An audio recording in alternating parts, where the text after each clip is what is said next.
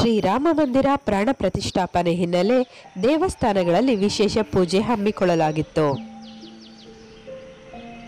ಅಯೋಧ್ಯ ಶ್ರೀರಾಮ ಮಂದಿರ ಪ್ರಾಣ ಪ್ರತಿಷ್ಠಾಪನಾ ಹಿನ್ನೆಲೆಯಲ್ಲಿ ವಿಜಯನಗರ ಜಿಲ್ಲೆ ಕೊಟ್ಟೂರು ತಾಲೂಕಿನ ಕೊಟ್ಟೂರೇಶ್ವರ ದೇವಸ್ಥಾನವನ್ನು ಹೂಗಳಿಂದ ಅಲಂಕರಿಸಿದ್ದರು. ಭಕ್ತಾದಿಗಳಿಗೆ ಪ್ರಸಾದ ವ್ಯವಸ್ಥೆಯನ್ನು ಸಹ ಕಲ್ಪಿಸಲಾಗಿತ್ತು.